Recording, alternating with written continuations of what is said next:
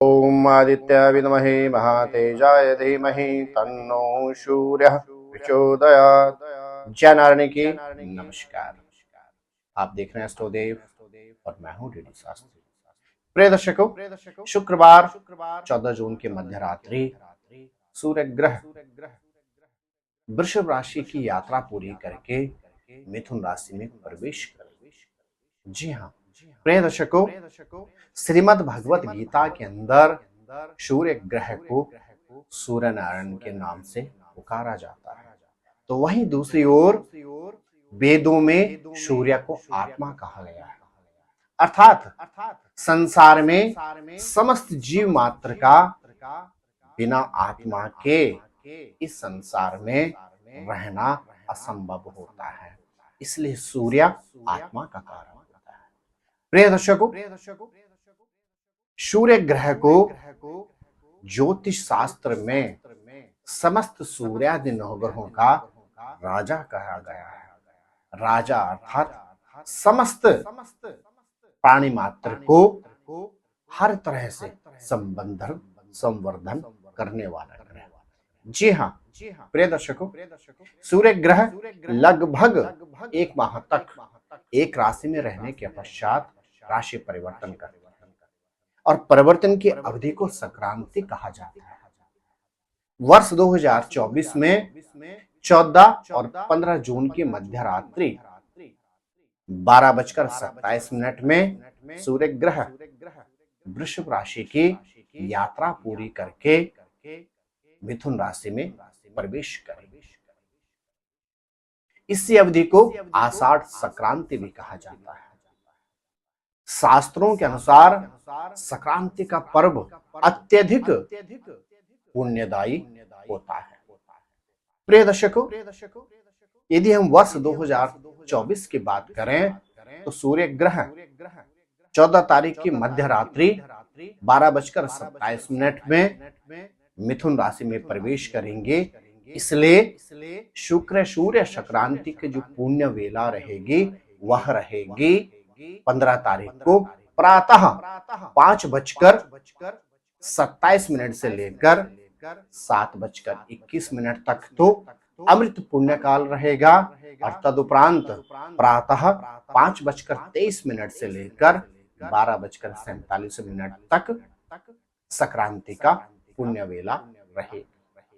स्नेह दर्शकों, ज्योतिष के अंदर सूर्य को आत्मा कहा गया है। ज्योतिष में सूर्य ग्रह को सूर्यादि नवग्रहों का राजा कहा गया है। यदि जातक की पत्रिका में सूर्य अनुकूल हो तो व्यक्ति को हर तरह से मान सम्मान यश और प्रतिष्ठा की प्राप्ति होती है, तो वहीं यदि व्यक्ति की पत्रिका में सूर्य प्रतिकूल हो तो व्यक्ति को अल्प मात्रा में ही सम्मान प्राप्त होता है और साथ ही साथ अत्यधिक प्रयास और प्रयत्न के बावजूद बमुश्किल अपना जीवन यापन कर पाता है। प्रिय दर्शकों, आषाढ़ संक्रांति की पावन बेला पर सूर्य ग्रह वृषभ राशि की यात्रा पूरी करके मिथुन राशि में प्रवेश करते हैं। इस संक्रांति के दिन विशेष रूप से शास्त्रों में कहा गया है कि चावल, गुड़, कांसे का कोई बर्तन दान देना हर तरह से उन्नति और लाभदायक रहता है। यहीं से ही वर्षा ऋतु भी प्रारंभ होती है। कहीं कहीं कई क्षेत्रों में इस दिन सिलबट्टे का पूजन भी किया जाता है, क्योंकि सिलबट्टे को हिंदुस्तान के बहुत से क्षेत्रों के अंदर मां भूदेवी का प्रतीक माना जाता है। इस दिन सिलबट्टे को पहले गंगा जल दूध से शुद्ध करके गंधाक्षत आदि करके पूजन किया जाता है। प्रिय दर्शकों, जब सूर्य नारायण प्रवेश करेंगे मिथुन राशि में तो उनका वहां पर बुध और शुक्र से होगा मिलन। सूर्य और बुध के मिलन से बनेगा बुधादित्य।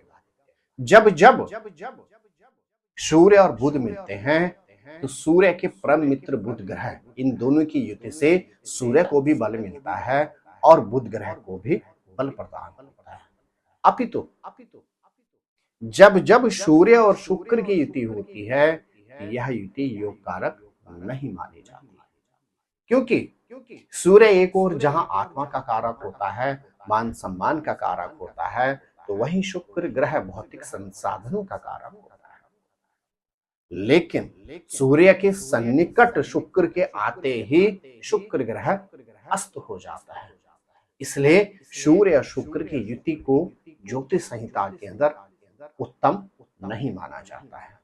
प्रिय दर्शकों, अग्नि तत्व के कारक सूर्य ग्रह सिंह राशि के साथ कृतिका नक्षत्र, उत्तराषाढ़ा नक्षत्र और पूर्वा फाल्गुन नक्षत्र के स्वामी सूर्य ग्रह लगभग 32 दिन तक मिथुन राशि में रहने के पश्चात 16 जून को प्रवेश कर जाएंगे कर्क राशि में। इसलिए दर्शकों, आज का यह एपिसोड आपके लिए बहुत महत्वपूर्ण है और इस एपिसोड के माध्यम से आप जान पाएंगे कि 14 जून से लेकर 16 जुलाई तक सूर्य ग्रह जब तक गोचर करेंगे मिथुन राशि में, आपकी राशि अर्थात व्यक्तिगत आपके जीवन पर पड़ेगा कैसा प्रभाव। करूंगा आपकी राशि के अनुसार आपसे चर्चा। इस गोचर को आप जान पाए अपनी चंद्र राशि के अनुसार।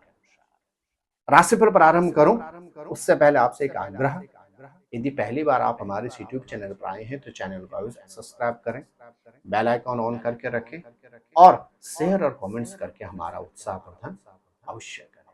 प्रिय दर्शकों, राशि पर प्रारंभ करते हैं और सबसे पहले जानते हैं कर्क राशि के जातक। सूर्य ग्रह आपके लिए होते हैं द्वितीय के स्वामी, धन भाव के कारक, और अब यह आपके द्वादश भाव में प्रवेश कर रहे हैं। बहुत महत्वपूर्ण समय है आपके, क्योंकि सूर्य ग्रह जब आपके द्वादश में गोचर करेंगे तो दृष्टि रहेगी छठे भाव पर। छठा भाव होता है रोग, शोक, गुप्त शत्रु का कारक होता है। तो आपको अत्यधिक अलर्ट रहने की परम आवश्यकता है। यदि आपकी राशि है कर्क तो आपको 15 जून से लेकर लगातार 16 जुलाई तक किसी भी तरह के मतभेद और वाद विवाद से खुद को दूर रखना होगा। साथ ही साथ कोर्ट कचहरी, मतभेद इत्यादि से कोशिश करें अपने आप को अलग रखें। अचानक धनहानि की संभावना बन सकती है, क्योंकि धनेश के स्वामी सूर्य आपके द्वादश भाव में प्रवेश कर गए हैं। यात्राओं पर आपको अत्यधिक अलर्ट रहना होगा, अन्यथा आपको गंभीर संकटों का सामना करना पड़ सकता है। साथ ही साथ आपके ग्रह नक्षत्र कहते हैं पिता के स्वास्थ्य की आपको इस अवधि में विशेष देखभाल करनी चाहिए। तो आप सूर्य को नित्य अर्घ्य दें और साथ ही साथ आदित्य हृदय स्तोत्र का यदि आप पाठ करते हैं तो निश्चित आपको सूर्य ग्रह की अनन्य कृपा प्राप्त होगी। प्रिय सिंह राशि के जातक, सूर्य ग्रह स्वयं आपके राशि के स्वामी है और आप प्रवेश कर रहे हैं आपके एकादश भाव पर, पंचम भाव पर सूर्य की दृष्टि रहेगी। अद्भुत समय है सिंह राशि के जातकों के। नए अवसर आपको प्राप्त होंगे।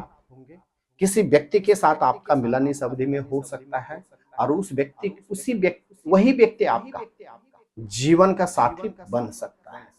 आपके ग्रह नक्षत्र कहते हैं जीवन में नए अवसर प्राप्त होंगे, संतान से संबंधित सुख आपको प्राप्त होगा, आर्थिक क्षेत्र में अद्भुत उन्नति प्राप्त होगी और आपके लग्नेश के स्वामी सूर्य जब एकादश भाव में गोचर करेंगे, स्वास्थ्य से संबंधित आपको हर तरह से सुख प्राप्त होगा और आपके अंदर गजब का आत्मविश्वास इस अवधि में बना रहेगा।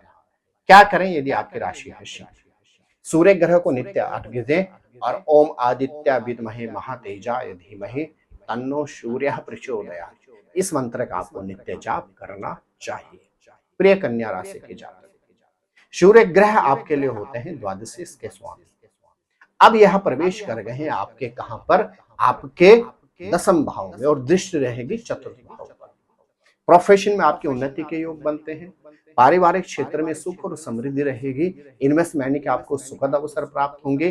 धार्मिक यात्राओं के आपको अवसर प्राप्त होंगे, लेकिन पिता के स्वास्थ्य का आपको विशेष ध्यान रखना चाहिए और साथ ही साथ किसी भी तरह के मतभेद और वाद विवाद से अपने आप को दूर रखें। अपने सहकर्मियों के साथ आपको मधुर संबंध रखने चाहिए। विशेष तौर से यदि आप सरकारी सर्विस में हैं, प्रशासनिक सेवाओं में हैं, आप किसी भी तरह से डिफेंस रिलेटेड सेक्टर में हैं, तो आपको अपने सहकर्मियों के साथ बहुत मधुर संबंध रखने चाहिए। क्या करें यदि आपकी राशि है कन्या? रविवार के दिन 5 मीठी रोटी बनाकर गौ माता को खिला दीजिए और साथ ही साथ आपके ग्रह नक्षत्र कहते हैं रविवार के दिन तांबे के बर्तन में गुड़ और मसूर की दाल रखकर किसी को दान दे दीजिए। निश्चित सूर्य ग्रह की आपको अनन्य कृपा प्राप्त होगी। प्रिय दर्शकों, लगभग 32 दिन तक अर्थात 15 जून से लेकर 16 जुलाई तक जब तक सूर्य ग्रह गोचर करेंगे मिथुन राशि में, तब तक आपके राशि पर रहेगा सूर्य ग्रह का इस तरह का प्रभाव जो आपकी राशि के अनुसार मैंने आपको बतलाया है। यदि इस अवधि में आप रखते हैं सावधानी और करते हैं सूर्य ग्रह से संबंधित इन विशेष उपायों को, तो निश्चित आपको सूर्य ग्रह का अनुकंप आशीर्वाद प्राप्त होगा। सूर्य ग्रह के कष्टों से आपको निवृत्ति प्राप्त होगी। प्रिय दर्शकों, यदि आप अपनी अथवा अपने पारिवारिक जनों की जन्म पत्रिका से संबंधित किसी भी तरह का परामर्श प्राप्त करना चाहते हैं, साथ ही साथ घर, फैक्ट्री या ऑफिस के वास्तु से संबंधित किसी भी तरह का परामर्श प्राप्त करना चाहते हैं, तो नीचे दिए गए नंबरों पर संपर्क करके टेलीफोनिक कॉल के माध्यम से अथवा दिल्ली या नोएडा हमारे ऑफिस में आकर हमसे मिलकर ना उचित परामर्श प्राप्त कर सकते हैं। आप स्वस्थ रहें, मस्त रहें, अपना ख्याल रखें। जय नारायण की नमस्कार।